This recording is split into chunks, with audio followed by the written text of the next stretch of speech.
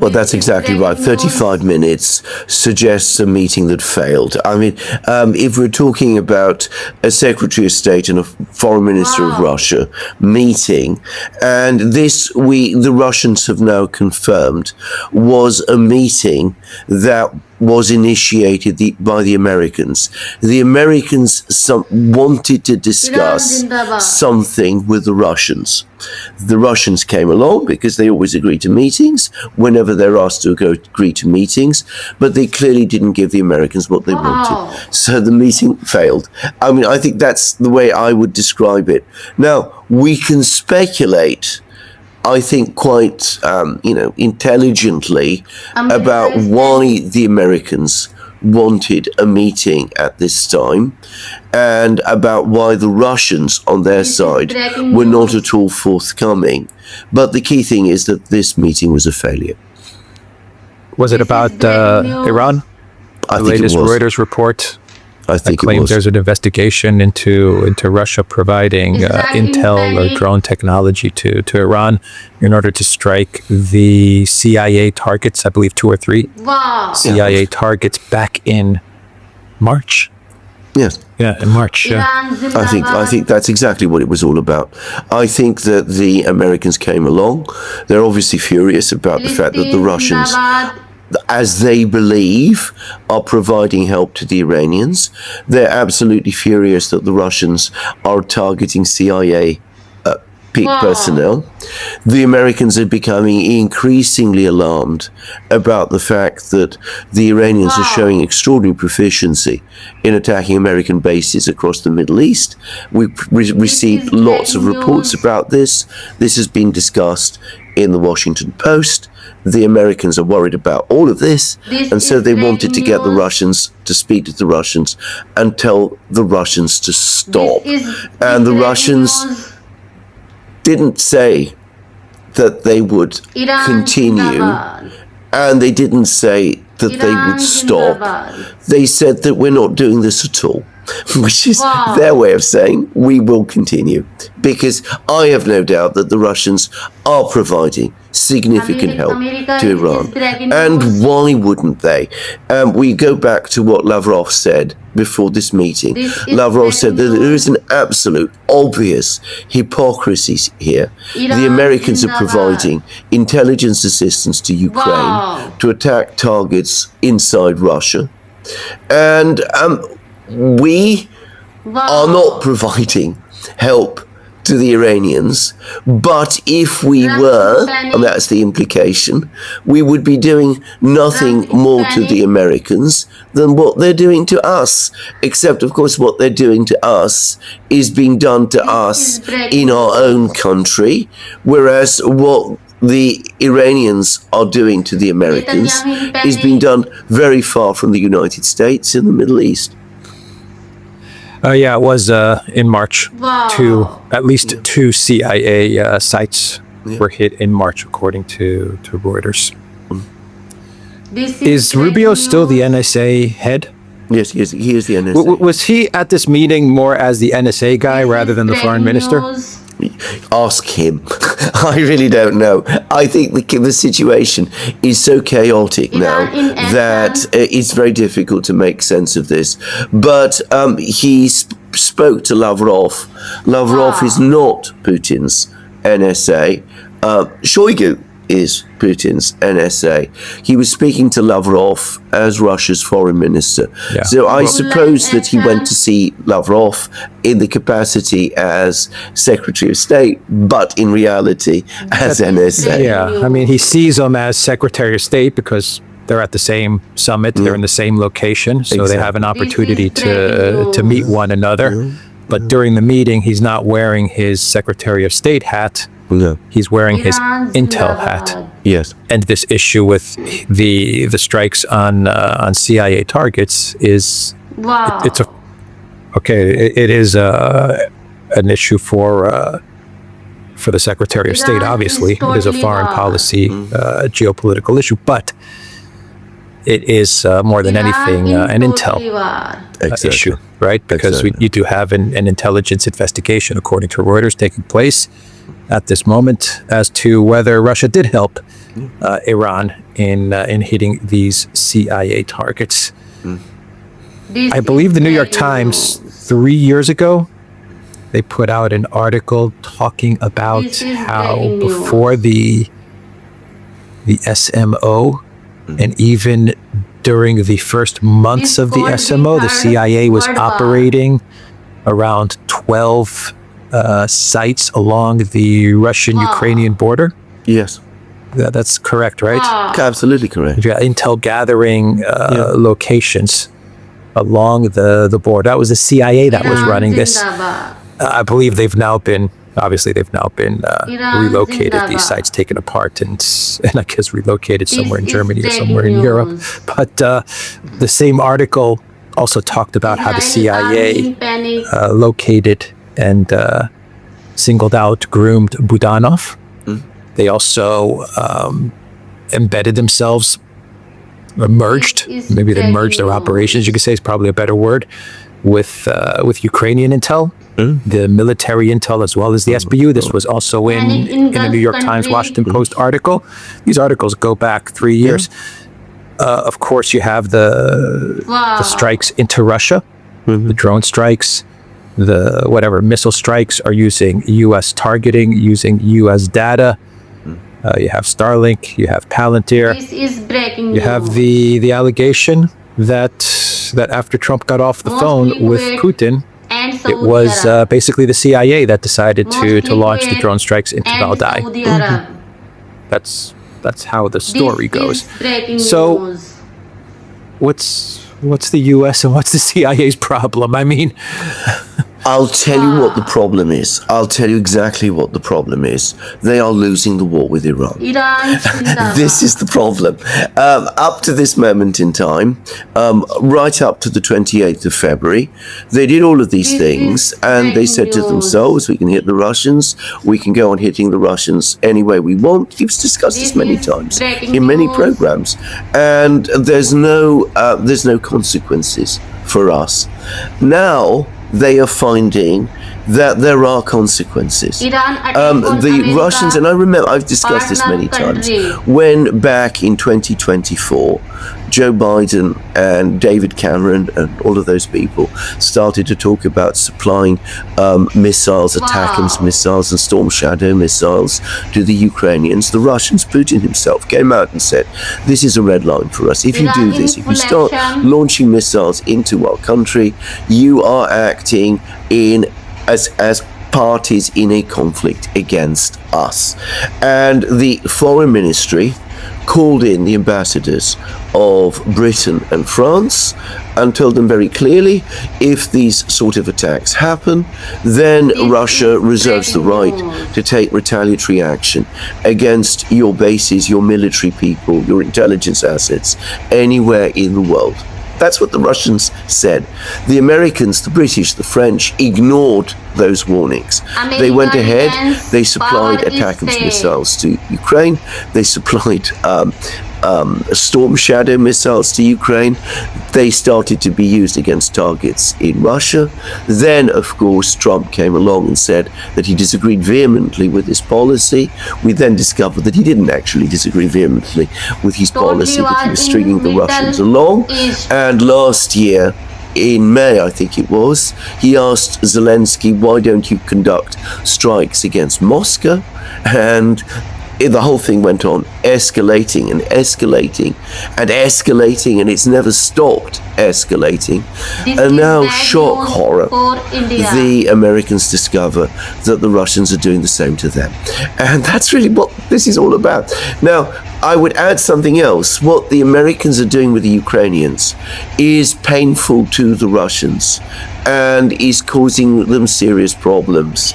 I mean, we've had the attacks on the refineries, we've had the attacks on the ships in the Sea of Azov, we've had all of those things. But they do not compare with what we're seeing in the Persian Gulf now. of the Americans being pushed back from their bases in the Persian Gulf, forced back to Jordan. Now they're talking of moving back from Jordan to Israel.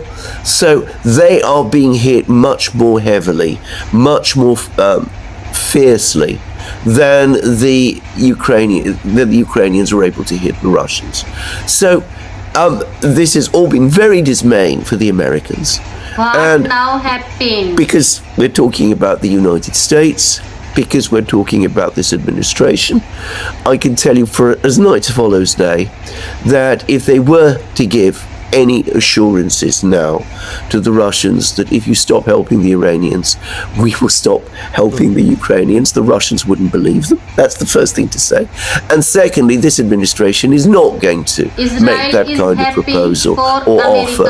What it is going to do, and what Rubio did when he met Lavrov, is he's going to increase threats. The threats, the escalation is going to grow. Yeah, exactly. Absolutely. It's incredible that that they didn't anticipate this. The United States, they didn't plan for this. And listen. No one in the Trump administration said, as we go into a hot war with Iran, maybe we need to take some actions here and there, move some assets from this location to that location, because we've been going after the Russians really hard. And maybe, just maybe, the Russians might see this as an opportunity to hit us back and to retaliate.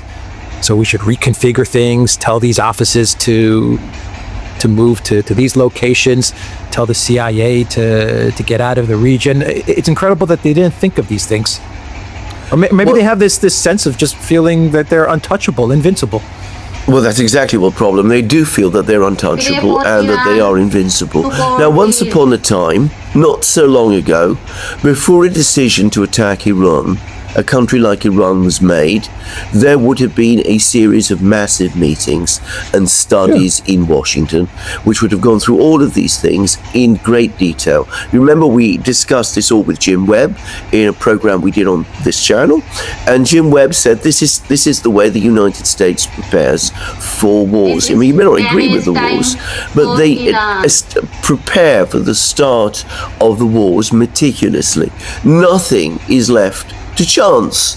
Well, this time it didn't happen that way. Again, we know from, I think it was the Washington Post this time, that it was all decided in a single meeting with Netanyahu comes along with Barrett, the head of Mossad, and they told Trump it's all going to be over in a few days. There's nothing to worry about. New York Times. New York Times, wherever it was. Same thing. There's a sort of head count made, and General Kane says he's not too keen, and Vance says he's opposed, and Rubio pretends he's opposed, and then pretends at the same time that he's supportive, and nothing is ever discussed. Nobody sits down, works it out, says, what is our situation with inventories? What could happen in the Strait of Hormuz? What might the Russians do? What might the Chinese do? Nobody ever did any of that. And now we are where we are, and the Americans are in a very awkward position. And they made lots of threats against the Russians at various times, and no doubt they're going to make more threats now. But by this point in the relationship between the Americans and the Russians, I don't think the Russians care. We've had the other reports on Bloomberg about Putin telling the Americans that he's taking back all of the territorial concessions he made in Anchorage. Now, I think actually that is an old story. I think Putin actually told Trump that in the telephone call that they had after the Valdai attack, directly after the Valdai attack. If you go to the summary of the conversation that Ushakov gave, it says straightforwardly there that Putin warned Trump that in light of what had just happened, the Russians would rethink their concessions, the previous concessions they had made. But the point is that the Russians are in a completely uncompromising mood now, and they are retaliating, and they will continue to retaliate. They may not criticize Donald Trump openly.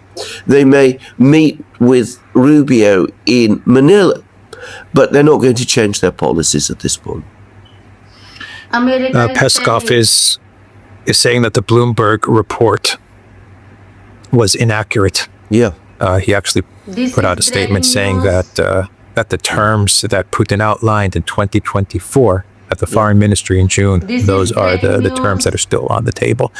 Why Peskov would go to the trouble to say that, I have no freaking No, clue. How come no he just idea. couldn't come out with a statement and say, Bloomberg doesn't have any sources to the Kremlin and just leave it there? Why does he have to then follow it up with a statement and say, well, actually, Putin is not hardening his position, or he didn't say to Trump, which I believe he did. I remember what you're referencing with Ushakov, and I do believe that Putin said to Trump something along the lines of there are going to be no more territorial concessions. Yeah. I remember what you're saying. Yes. Why would Peskov have to take all of that back and then roll it all the way back to June 2024? That's Well, 2 exactly. years ago, man. Well, exactly. I don't understand. I don't understand Peskov Breaking news. No, I at don't all. either. No. I really don't. He could have just left it there. Yes. Bloomberg has no official sources in the This is Kremlin. breaking We're news. moving on. Yeah. But nope. He had to walk everything This back is all the way to breaking June news. 2024. Anyway, Witkoff, he also said that Witkoff and Kushner are also going to be coming to Moscow, and he's going to be announcing a date very soon. Zelensky also spoke to Witkoff and Kushner the other day. Zelensky posted all of this on X. They talked about the resumption of diplomacy. America is I was breaking actually news. encouraged by, even though it was a 30-minute meeting, I was This encouraged is by the fact breaking that news. Lavrov is now engaging with Rubio. In other words, Iran I'm Zindabad. more comfortable with all of this in the hands of Lavrov. But it looks like Peskov is pushing the Witkoff-Kushner trajectory, Which, or that route. Yeah, the businessman, the business deal, business guy's route. which Lavrov absolutely hates. I mean, he gave a press conference in which he spoke about Witkoff and Kushner as being America's do all breaking news. negotiators who simply do what the president tells them. I mean, he clearly doesn't take them Netanyahu seriously. panic. Well, obviously we have always these constant dissonances from the Kremlin. They don't like to shut the door completely with the Americans, as we've discussed many times, and it is very frustrating for many people. But nobody should expect any change in Russian This is policy breaking now. news. I mean, when Peskov says that it's Istanbul This is plus, breaking news. that means Zaporozhye and Kherson regions. So the narrative, the story, if it was ever true, that the Russians agreed to a ceasefire in Zaporozhye and Kherson regions if the Ukrainians pulled out of Donbass, that seems to have fallen away. And the fact that the Russians are now insisting on retaining control of the territory they have in Hezbollah Kharkiv action. and Sumy region is interesting. And I suspect that This is for breaking Zelensky, news. certainly, and for the Americans, definitely, that's a deal breaker. I don't think the Americans could agree to that one. This is breaking I don't think news. it's the Russians though closing the door when Lavrov is engaging with Rubio. I mean, they're leaving the door open to No, the of United course States. they are. Yeah, Yeah. Zindabad. it's just I think it's in better hands. The Oh, negotiation no. process No. under No. Lavrov and under the No foreign minister. question. I would say it's in the correct, proper hands than this offshoot Iran is totally war. Witkoff Kushner coming to the Kremlin at 5 a.m. thing. The Iran fundamental is problem with totally Peskov is that he has been Putin's spokesman for such a long time that he has gradually evolved into something that's more than just a spokesman.